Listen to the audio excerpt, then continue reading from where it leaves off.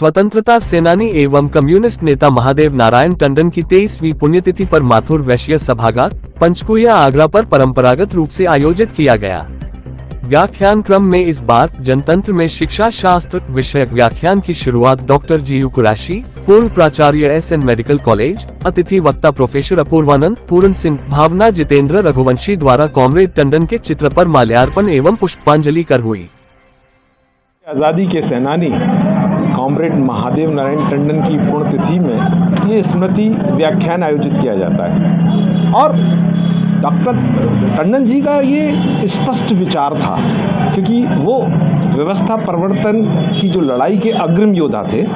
उनका कहना था कि जनता को शिक्षित करो, जागरूक करो, जगाओ और उस जनता जनार्दन के दबाव से वांछित परिणामों को प्राप्त करो। तो ये एक प्रेरणा है कि हम एक सामायिक ऐसा विषय जहां हम जनता को आकृष्ट कर सकें, इस देश को एक मजबूत राष्ट्र के रूप में निर्मित करने के लिए जनता को कहीं ना कहीं विचारशील चिंतन में हम धकेल सकें, ऐसा एक प्रयास होता है। और आज का एक बहुत अहम प्रश्न है, क्योंकि देश बदला है, समय बदला है, तो शिक्षा शास्त्र भी बदला है। हमारे पूर्वजों ने, जो कि हमारी भारतीय शिक्षा की परंपरा थी, वो थी कि हमारी जड़ें जो थी वो उपनिषद और वेदों में थी।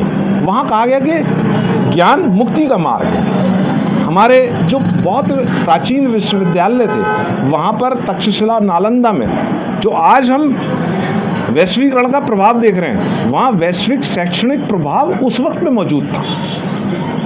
और औपनिवेशिक काल में जब मैकाले ने शिक्षा नीति इस देश पर ला दी, तो वहाँ सिर्फ प्रशासनिक आपूर्ति का माध्यम बना दिया शिक्षा को।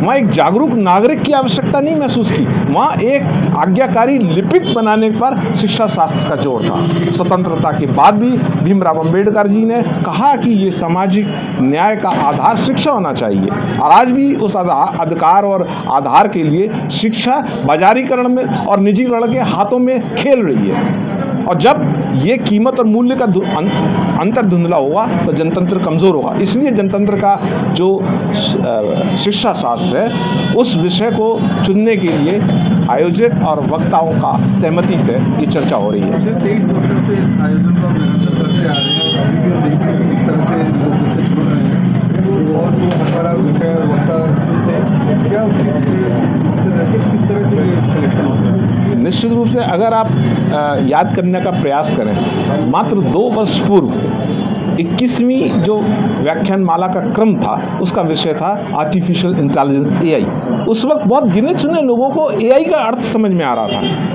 मीडिया में भी इतना जिक्र चर्चा का विषय नहीं था, और आज 2 वर्षों के बाद पन्ने के पन्ने AI पर हैं, हमारी सोच AI पर है, हमारी पढ़ाई शिक्षा AI पर है, हमारी व्यवस्थाएं, प्रशासनिक व्यवस्थाएं, हमारा भविष्य, हमारा वर्तमान, हमारा मानसिक, सब कुछ AI पर है। तो ये मैं बार बार दोहराता हूँ कि जो टंडन जी की सोच थी, उनको ये व्यवस्था परिवर्तन की लड़ाई थी। उन्होंने कहा था कि विद्वानों ने अलग अलग तरीके से दुनिया की सोच की है, लेकिन मूल प्रश्न है कि हम इसको कैसे बदलें। और उस बदलाव के लिए जब युग बदलता है, समय की नई चुनौतियां खड़ी होती हैं, मानव की मनोवृत्तियां बदलती हैं, तो एक ऐसे सामाजिक विषय की आवश्यकता होती है जो एक राष्ट्रभक्त बनाए, जनतंत्र को मजबूत करे और हमें एक जागरूक नागरिक के रूप में एक सशक्त भारत दे।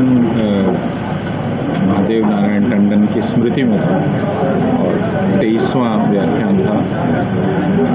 महादेव टंडन जी एक कम्युनिस्ट नेता थे, स्वाधीनता आंदोलन में शामिल थे और आज़ाद हिंदुस्तान में वो किसानों मजदूरों के अधिकारों के लिए लड़ते रहे, यानी बराबरी के सिद्धांतों के लिए लड़ते रहे। तो यह पूरी व्याख्यान श्रृंखला उन सिद्धांतों पर जोर देने के लिए ही आयोजित की जाती है। और आज हम लोगों ने इस पर बात करने की कोशिश की कि जनतंत्र का मतलब क्या है, जनता और व्यक्ति के बीच का रिश्ता क्या होता है, क्यों जनतंत्र में हर किसी को अपने ढंग से जीने का और अपने तरीके से सोचने का अधिकार होना चाहिए और उसे जाहिर करने का भी अधिकार होना चाहिए, और यह अधिकार हर किसी को होना चाहिए और हर किसी को दूसरे के अधिकार की रक्षा करनी चाहिए।